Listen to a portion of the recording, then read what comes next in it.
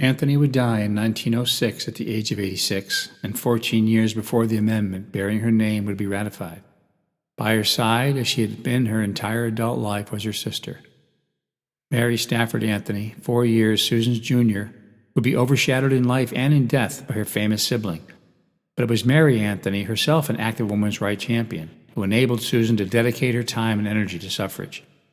Mary, unmarried and working in Rochester's public schools, would become the breadwinner, the caretaker of ill siblings, and house manager of the always busy 17 Madison Street in Rochester, freeing Susan to lead the suffrage cause. Of the two, it was Mary who first embraced women's suffrage after attending the Second Women's Rights Convention held in Rochester in August of 1848. With her parents, she added her name to the Declaration of Sentiments. Susan did not immediately share Mary's enthusiasm for the feminist cause, but within a few years, both were proving their strong devotion to women's rights. Mary would become the first female principal in the Rochester City Schools to demand and earn the same salary as male principals. And on top of her job in managing the Anthony home, she led local suffrage efforts. She would also help finance Susan's work, helping fund Susan's paper, The Revolution, and giving $2,000 to Susan's desperate but ultimately successful effort to open the University of Rochester to women. In 1905, the elderly Anthony sisters traveled to Portland, Oregon, to attend the National Women's Suffrage Association convention there. 1 year later, on her deathbed, Susan would task Mary to travel the 3,000 miles back to Oregon to help with what would be a failed campaign to win the right to vote in that state. A grueling trip for anyone, especially an already ailing woman of 79 years. In this song, Mary Anthony, returning from Oregon with less than a year left to live, reflects on her bond with her famous and demanding sister.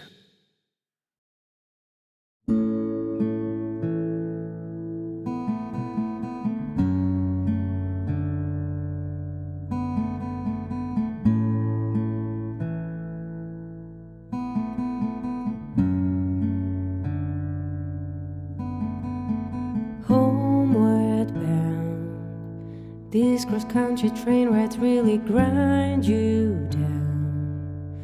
A few more miles and I'll be back in town. It's just sinking in, she's not around.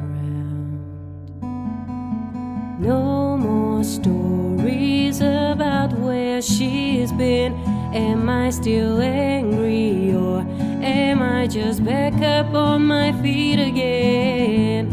After all that we have done, all we've lost and all we've won, after all is said and done, I don't care that I'm unsung. I know my work, let her be the one we needed her to be. I loved her and she loved me. After all,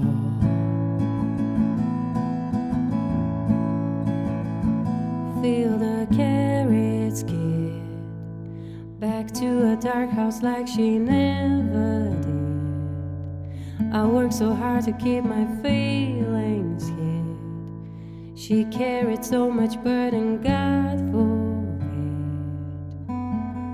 How could she leave me with our work undone to see the road ahead? Sometimes it feels like we've just begun. After all that we have done, all we've lost and all we've won, after all is said and done, I don't care that I'm unsung. I know my work, let her be the one we needed her to be. I loved her and she loved me. After all,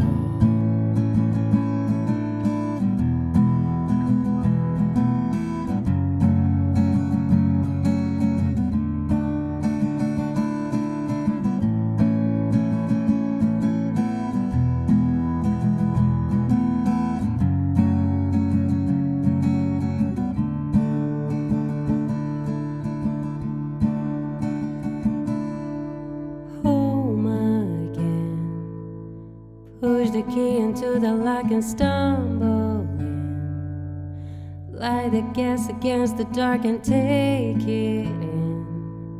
Familiar walls around me like a long lost friend. I thought I would feel so left behind, but stand feel